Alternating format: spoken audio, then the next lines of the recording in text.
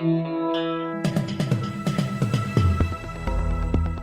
listening to the Betoota Advocate's weekly news wrap on Desert Rock FM 96.5. Yes. Welcome back to the weekly Betoota Advocate Bulletin. You're joined today, of course, by the same old. Myself, Clancy Overell, editor of the Betoota Advocate. Errol Parker, editor-at-large. How's isolation going, Errol? It's going well, mate. Surviving. How are you, Wendell? Yeah, I'm good. Very same old, but we're getting closer and closer, and that has me very excited. How are you, Clancy? Good, mate. Up to 5 people allowed in the residence this weekend, so I might have a little bit of a keys in the bowl set up with the old usual suspects, but, not much else is going on. Recording, of course, live today from the Budgie Smuggler Bedroom Studios, where we're all set up individually. And what's been in the news this week, Wendell? Well, we'll start off with some national news, and the government is reportedly toying with the idea of consulting teachers on when schools should go back. Well, this happens, we can safely say we've seen it all, because after listening to medical experts on this whole coronavirus thing, if the government listens to the teachers on this one, then that means it will have officially listened to 2 separate experts this year and acted on their advice. That's pretty monumental, I think. Well, teachers are once again fed up with the government, but I think it's nice of them to be fed up with something different for once.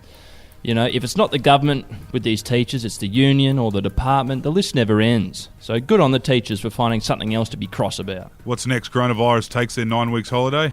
They do have the hardest job in the country. And in other news from the education sector this week, a local private school is set to build a second airport with ScoMo's cash incentive to resume classes. Interesting story, this one. The Hooton School for Boys up there in Betoota Grove, our town's most leafy and exclusive enclave, has caused a bit of a storm this week. Plenty of people have been saying that they don't deserve the cash if they're going to be putting it to such a use, but they've come out saying that their primary airport just isn't up to scratch anymore. Do you think that's fair enough, Clancy? It's a contentious issue, particularly in the Betoota Grove, where, of course, I live.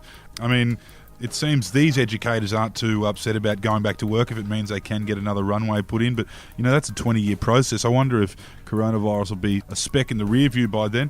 Either way, it is good for the Islander kids billeting in for rugby. Yeah, you don't want them landing on a rough surface. It's the first time they kind of see the place. No, you certainly don't. And there was a good comment on that story from Rob Patterson, who said he actually thinks this is way overdue. He said, "I hope the facility is open to parents as well, so they can head straight to Vale or Chamonix Mont Blanc, if I'm pronouncing that correctly, before the pagans start their holidays and fly to Bali from the peasant airports." Hear, Rob. Here, Rob. I loved your work in Twilight. Moving back home to town now, and we broke a big human interest story this week. Local man still buzzing from that walk in the park with his mate on Saturday. Yes, this was our biggest story of the week, and I think it's pretty easy to see why. It's one that plenty of people can relate to, and it's a real positive one after months of doom and gloom. Yep, and even old Anastasia Fantasia is going on about lifting the number of adults allowed to visit home up to 5 this weekend, which sounds glorious, doesn't it, boys? They really are lifting these restrictions. I mean, geez, they won't be far off letting crowds into Gold Coast Titans home games at this rate. From local man to local woman now, and local woman spends self-isolation reflecting on where she might want to eat in 5 months' time. Yeah, Jess Sims was the name of this young lady, and despite having more time than usual, Jess has had trouble making a decision about where she'd like to go, let alone what she'd even pick from the menu. So it's caused her quite a lot of stress this week, and hopefully she does come to a decision that she's happy with in the next couple of months. Where are you going to go for your first meal, Errol? Oh, I'm thinking I'm going to go down to Bunnings for a sausage sizzle. Really? Of course not. I'm not a loser. Mate, I'll probably dine in at the Colonel. Eating KFC in your car like a fucking shift worker isn't what the Colonel had in mind when he created his delicious chicken. I think that's what I'll do. You can't beat the atmosphere of a good country KFC restaurant. Ooh. You definitely can't. Clancy, how about you?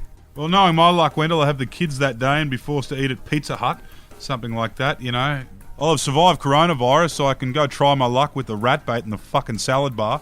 But yeah, the plan would be a deep pan BBQ meat lovers and enough lime jelly to blow my appendix clean off my large intestine. That's a lot of lime jelly there.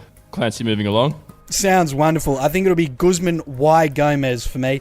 Now we'll wrap up with a sports story for this week. Mandatory flu shots, somehow the biggest concern for the women married to rugby league players. Yes, a small but growing list of NRL players who identify as anti-vaxxers and their puppeteer wives have been kicking up a stink this week, refusing to take the flu shot ahead of the attempted restart of the greatest game of all for the 2020 NRL season. Flu shots are a part of the biosecurity protocol that has been put in place by St. Peter Volandis, and yes, he's found another hurdle in the shape of people who see through the media, namely bored Byron mums. You'd think that in the soap opera of rugby league there'd be a few more problems before this. Pokies, Instagram fans, binge drinking, fighting, drug use, gambling problems.